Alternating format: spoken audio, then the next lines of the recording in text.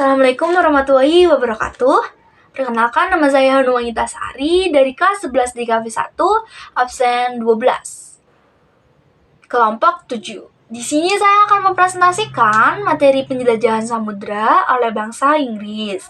Bangsa Inggris sendiri pernah melakukan penjelajahan samudra dengan latar belakang yaitu adanya konflik antara Inggris dan Portugis sebagai bagian dari Perang 80 tahun yang membuat Inggris mulai kesulitan mendapatkan rempah-rempah dari Lisabon. Nah, kondisi tersebut membuat bangsa Inggris berusaha mencari sendiri negara penghasil rempah-rempah dengan melakukan pelayaran. Selain demi memenuhi kebutuhan terhadap rempah-rempah dan menguasai perdagangan rempah-rempah, gold atau kekayaan, glory atau kejayaan, dan gospel atau menyebarkan agama Nasrani juga menjadi alasan mengapa bangsa Inggris melakukan penjelajahan samudra. Untuk jalur pelayaran bangsa Eropa yang ditempuh oleh bangsa Inggris sendiri sama dengan jalur Spanyol yang dikenal dengan jalur atau rute Magellan. Tokoh dari bangsa Inggris sendiri yang melakukan penjelajahan samudra ada Sir Francis Drake, yaitu seorang penjelajah samudra dari Inggris yang lahir pada tahun 1540. Ia juga merupakan laksamana Inggris dan salah satu pelaut paling terkenal. Sejak berusia 18 tahun, Drake sudah mendaftar di armada keluarga Hawkins yang melaut untuk merebut lepas pantai Prancis. Tahun 1577, Drake dipilih dan didukung oleh Ratu Elizabeth untuk memimpin ekspedisi mengelilingi Amerika Selatan melalui Selat Magellan. Pada tahun 1586, ia akhirnya memiliki komando atas kapal kepemilikannya sendiri di Karibia. Francis Drake juga mendapat kesempatan untuk mengarungi samudra hingga ke Pasifik, Filipina, bahkan ke Kepulauan Maluku. Ketika kembali ke Inggris, Drake resmi menjadi pelaut Inggris pertama yang berhasil mengelilingi dunia. Yang kedua ada Thomas Cavendish. Thomas Cavendish merupakan seorang navigator Inggris yang memimpin pelayaran keliling bumi ketiga. Pada tahun 1586, Cavendish berhasil mencapai pantai Patagonian di Amerika Selatan dan menemukan Puerto Deseado.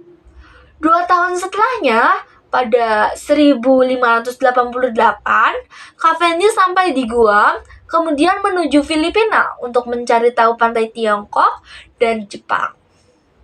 Setelah sampai di Filipina, Maluku, dan ke Kepulauan Jawa, Cavendish juga mengitari Tanjung Harapan dengan satu kapalnya.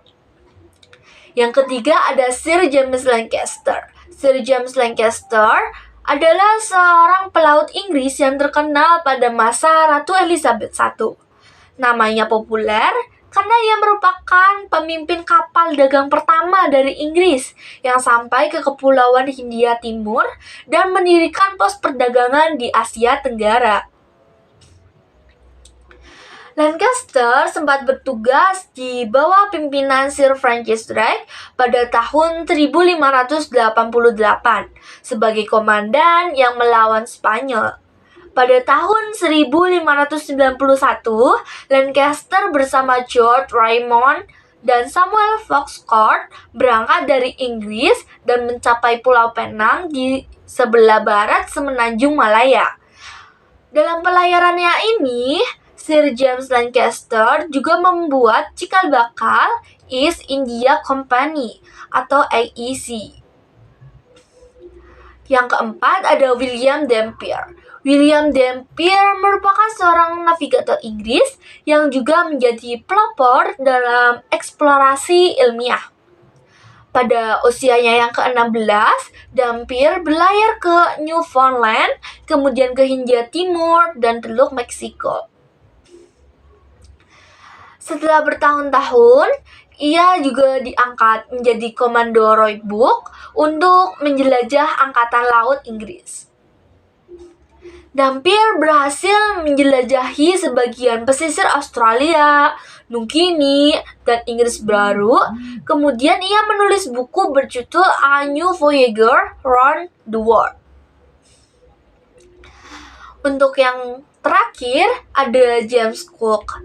James Cook adalah kapten angkatan laut asal Inggris yang berhasil mengarungi lautan dan pantai Kanada. Tidak hanya itu, ia juga melakukan 3 ekspedisi ke Samudra Pasifik. Selain sebagai pelaut, James Cook juga mempelajari dan menguasai aljabar, geometri, trigonometri, navigasi, dan astronomi.